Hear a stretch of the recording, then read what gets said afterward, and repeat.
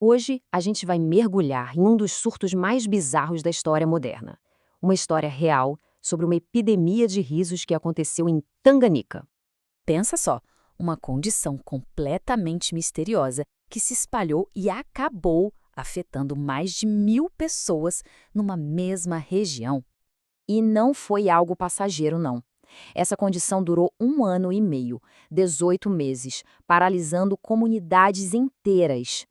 Então, o grande mistério que a gente vai investigar aqui é esse.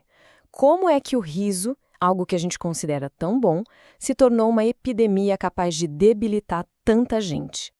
Ok, para a gente entender essa história, vamos voltar no tempo. Mais precisamente para 1962, em Tanganica, um país que hoje a gente conhece como Tanzânia.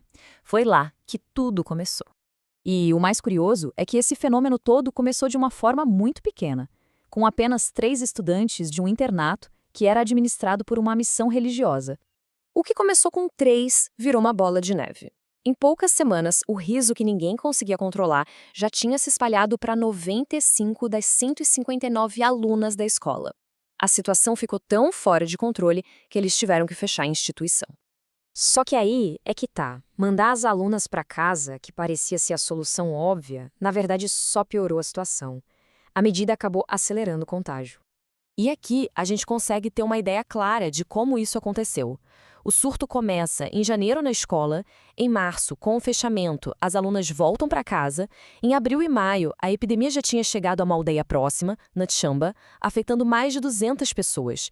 Em junho já estava em outra escola, foi se alastrando. O impacto total foi gigantesco. Cerca de 1.000 pessoas foram afetadas. 14 escolas tiveram que fechar as portas. E os sintomas, numa pessoa, podiam durar de algumas horas a, pasmem, até 16 dias. A epidemia toda só foi acabar depois de 1 ano e meio. Mas aqui tem um ponto que é fundamental. Chamar isso de epidemia de risos não conta a história toda. Na verdade, a situação era bem mais angustiante do que parece. Porque não era só risada. Junto com ela, vinham crises de choro, gritos repentinos, dor física de verdade, desmaios, dificuldade para respirar e até erupções na pele. Ou seja, não tinha a menor graça para quem estava vivendo aquilo. Foi aí que os pesquisadores chegaram à conclusão que muda tudo. Não era um vírus. A causa era outra. Era um caso clássico de doença psicogênica em massa. Em outras palavras, o estresse era tão intenso que o corpo começou a reagir fisicamente. E o mais impressionante, essa reação se tornou socialmente contagiosa. Bom, se a causa foi estresse, a grande pergunta é: que estresse era esse? O que poderia ser tão forte a ponto de provocar uma reação tão extrema e em tanta gente ao mesmo tempo? Existem 2 teorias principais. A primeira foca na pressão que as alunas sofriam. Tanganica tinha acabado de se tornar independente, então havia uma expectativa enorme dos pais e professores sobre o futuro delas. A outra teoria aponta para um choque cultural, um conflito entre as ideias novas ensinadas na escola e as crenças e regras super tradicionais que elas viviam em casa. E essa frase do pesquisador Charles F. Hempelmann resume bem essa ideia.